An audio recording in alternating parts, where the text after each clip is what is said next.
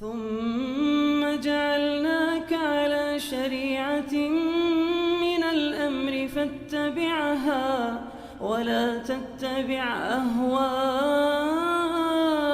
الذين لا يعلمون.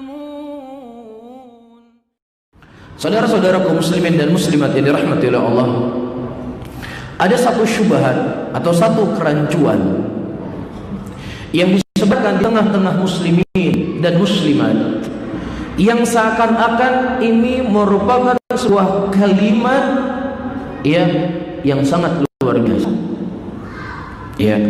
Kita tidak bisa mengklaim diri kita saja yang benar. Kita tidak bisa mengatakan fulan salah, karena yang paling tahu benar dan salah itu siapa? Allah Subhanahu wa taala. Kalimat ini, saudara-saudaraku muslimin dan muslimat yang dirahmati oleh Allah, kalimat yang sangat umum. Kalimat sangat umum. Bisa ditarik kepada kebenaran dan bisa ditarik kepada apa? Kesalahan. Tergantung apa yang diinginkan. Kalau seandainya dia menginginkan bahwasannya hanya Allah yang tahu saja yang namanya kebenaran, sementara kita manusia yang ada di muka bumi ini tidak ada satupun yang tahu mana jalan kebenaran dan mana jalan kesalahan, inilah sebuah kekeliruan. Ini sebuah kekeliruan. Jelas di sini Allah Subhanahu wa taala, na'am, Allah lah yang lebih mengetahui mana yang benar dan mana yang salah. Tetapi itu semuanya telah Allah tuangkan di dalam apa? Dalam Al-Quran. Jelas di sini. Dan itu semuanya telah dituangkan oleh Nabi SAW dalam hadis-hadisnya. Saya sering mengibaratkan ada sebuah universitas, yang di situ ada dosen senior yang mengajar. Dia mengajar dengan apa? Materi tersebut berbahasa dengan bahasa orang yang mendengarnya, dan mahasiswanya ada ribuan orang, semuanya punya akal. Semuanya punya akal. Tamat dari kuliah, selama 4 tahun ternyata tidak ada satupun dari mahasiswa yang kuliah di universitas tersebut yang faham apa yang dia pelajari selama 4 tahun. Ini kira-kira siapa yang disalahin? Dosennya atau mahasiswanya? Dosennya atau mahasiswanya yang disalahin? Tidak ada satupun mahasiswa yang faham. Ada ribuan mahasiswa yang kuliah di situ, satupun nggak faham. Siapa yang disalahkan? Dosennya disalahkan, kan? Ini kemungkinan dosennya ini nggak benar dalam mengajarkan, atau materinya ini nggak jelas, mucawa-cawa, ada buku mucawa-cawa, ibu. Apakah mungkin? Al-Quran yang jumlahnya 30 juz. Berapa Al-Quran jumlahnya? 30 juz. Di antara fungsi Al-Quran, Allah sebutkan tibyanan likulli syai'in wa huda wa rahmatan wa busyra lil muslimin. Al-Quran itu merupakan penjelas segala sesuatunya. Dia petunjuk, dia rahmat, dia pemberi khabar gembira kepada kaum muslimin. Ini fungsi Al-Quran.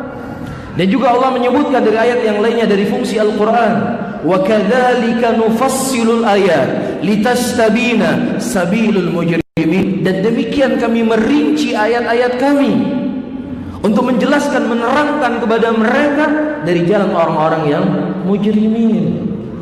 Ini fungsi Al-Quran sebagai petunjuk. Dan terlebih Allah sifati pada dirinya dalam Al-Quran, wa man ahsanu minallahi qila wa man ahsanu minallahi haditha. Siapa yang lebih baik ucapannya dibandingkan dengan ucapan Allah? Enggak ada. Sudah ditambah Al-Quran yang begitu jelas, datang 30 juz. Allah mengutus Rasulnya yang berdakwah selama 23 tahun menerangkan tentang isi Al-Quran. Kemudian kita katakan tidak ada yang tahu mana jalan benar dan mana jalan yang salah.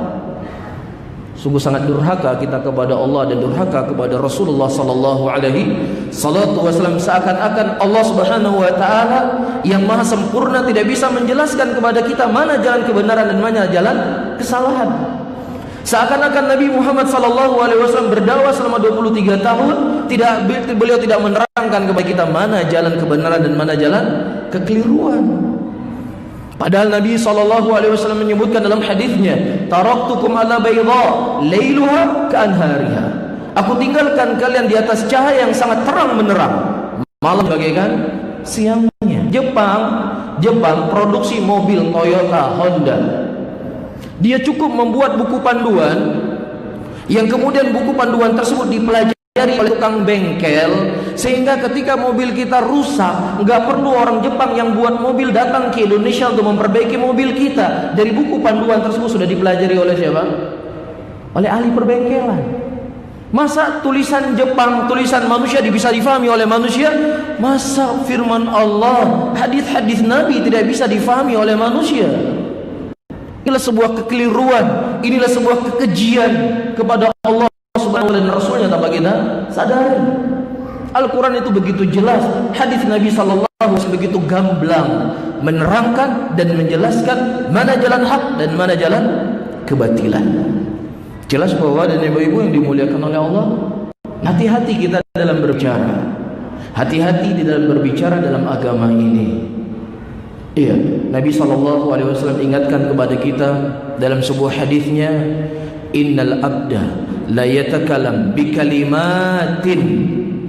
Terkadang ada seseorang yang berbicara dengan sebuah pembicaraan yang dia tidak sadari pembicaraannya tersebut adalah pembicaraan yang dimurkai oleh Allah Subhanahu wa taala, kemudian Allah seret dia ke dalam neraka jahanam karena satu pembicaraan yang keluar dari mulutnya.